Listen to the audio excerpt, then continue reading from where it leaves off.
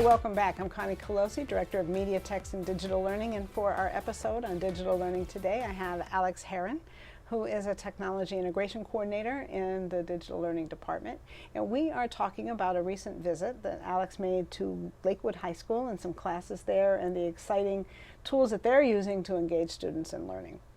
So, Alex, you mentioned in the previous segment that he is using Windows 10. And so let's talk a little bit.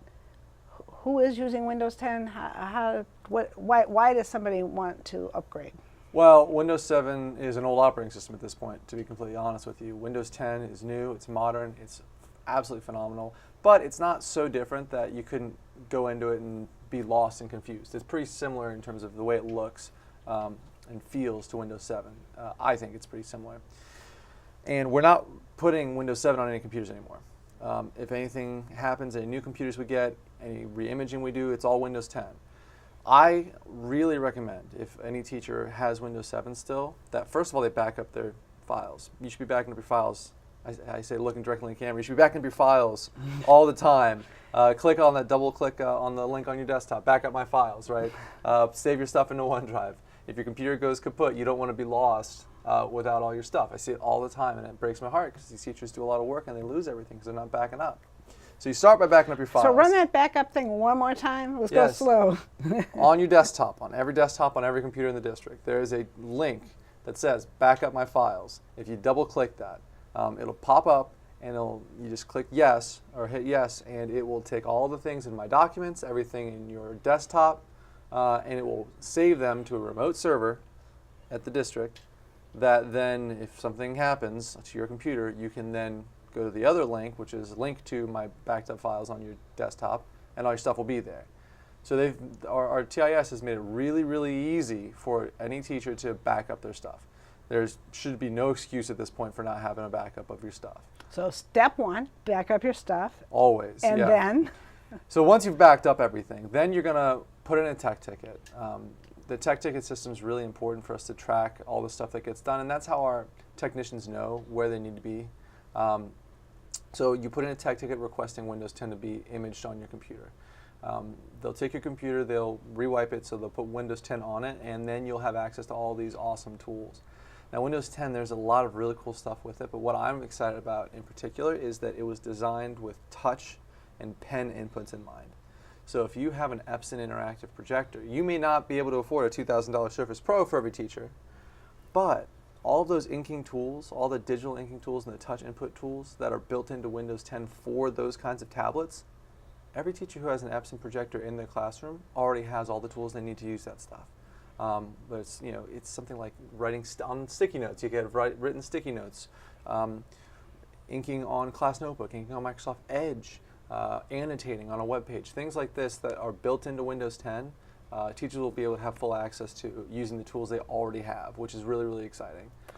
You said some really interesting things there, but I can feel a certain amount of angst building up in some people when they hear you running through all that. So how can teachers get going with that? Well, I did list a lot of things because I'm excited about all the stuff. What I ended up finding when I go out to talk to a teacher is they'll kind of cling to one or two of those things that they get really excited about for their subject area. So let me pick one as an example. So in Microsoft Edge browser, which is Windows 10's kind of default browser, they have a mode that lets you annotate, highlight, make notes on a web page, and it strips out all the ads of that page. If you're an English teacher and you're trying to show students how to color mark, you might use this feature all the time, right? You don't even need to use your Elmo anymore. Instead of printing something out and then taking it and sitting down and highlighting on the Elmo, now you can just do it all digitally and save it on your computer. That might be something the English teacher uses constantly. Math teacher might not use it so much. So the way I talk about these Windows 10 features is I kind of look at all of the features and I say, find one or two that you're going to use all the time and just use them in your classroom, because there are so many of them. It can be overwhelming, but they're not things you have to use. They're free tools that we have access to that we get excited about. So they're using some other things down at Lakewood. Let's take a look. Every single time I sit down, I find a new thing. I find a new idea. Or every time even just watching a piece of television, or seeing what the news is doing. It's like, how are they interacting with their audience? How are they engaged in the topic or in the story? And it's, do I have anything planned? No, but I know it's out there. I know it's coming. And for the first time in years, I've got the tools to actually embrace it. I mean, we're ready. Whatever comes our way, we can do it now. I mean, we're not stuck there. This is my room. Not there anymore. I do feel that this class is more interactive.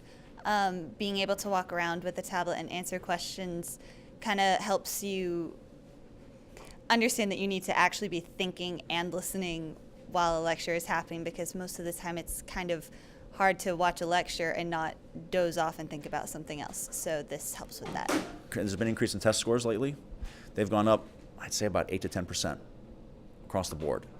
And it's just that engagement with materials, it's getting hands-on with the materials. No longer is it a static presentation like walking through a museum. Now the museum's coming to you. And it helps, because history's a tough course because it's kind of dull. And just that little bit of interactivity, more videos, being able to control the presentation makes it, if somebody says, I really like this topic, or has another question about this, I can back up, go forth, zoom in, zoom out, and ask questions. I can stop. I don't have to be stuck based on what the board tells me, but this magical, theatrical fourth wall that I can't get through. This class, as you guys saw, is very elaborate. The lectures are very elaborate, which I'm a drama person. I'm in drama club, love performance. So it's good for me. I know from my learning style, I like to see actual energy behind a lecture. So I think that helps a lot. So Mr. Reinhardt is a world history teacher, and of course that is a course where there is an end-of-course exam. So this is a key core content course for high school students.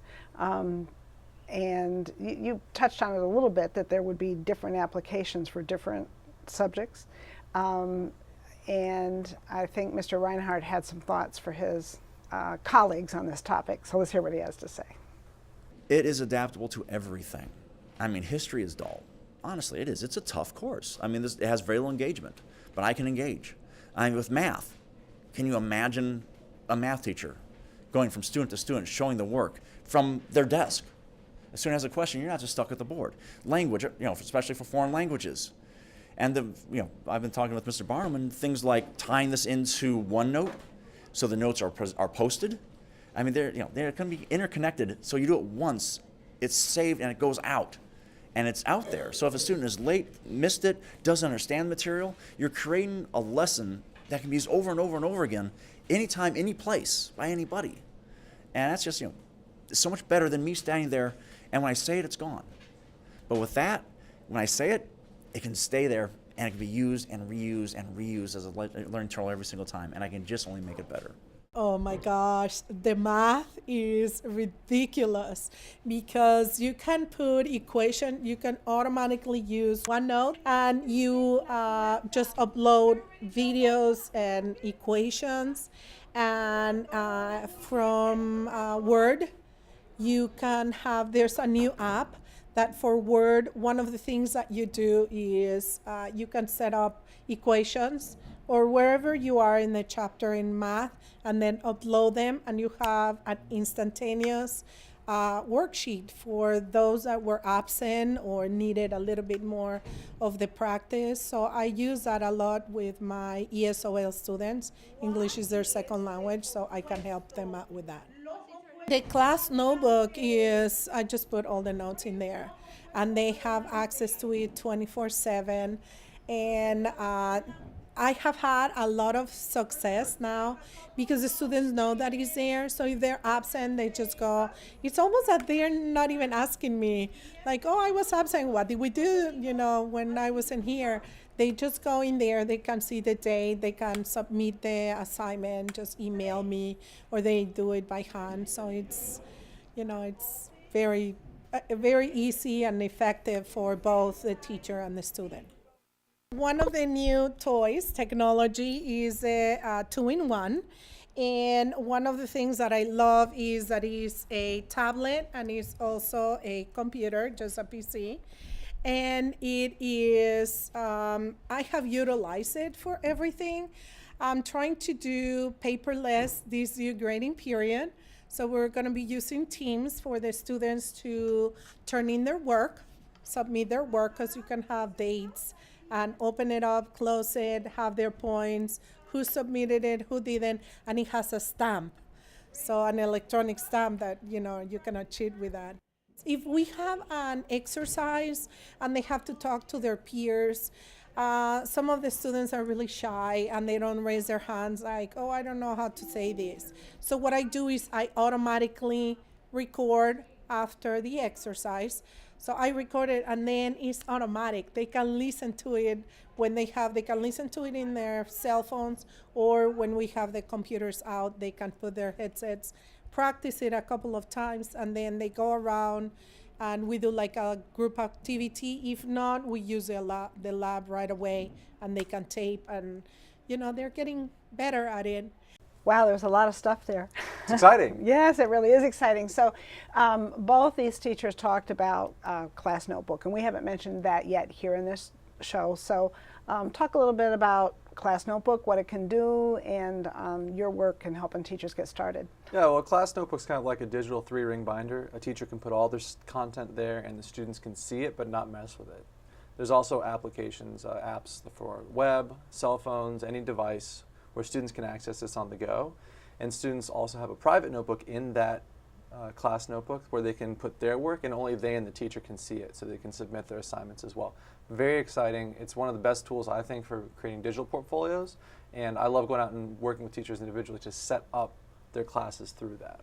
Many principals are using Staff Notebook now for that. So if a teacher wants to get started in building a digital classroom, what would be your advice? Well, they can email us and we'll put them on the right path. First of all, we're also doing a bunch of trainings over the summer on building a digital classroom. They can find those in PLN through focus links or however they prefer to get to PLN, and look for building a digital classroom. If you search for that, it should show up. We're going to do just beginning to end how to get started with using these digital tools.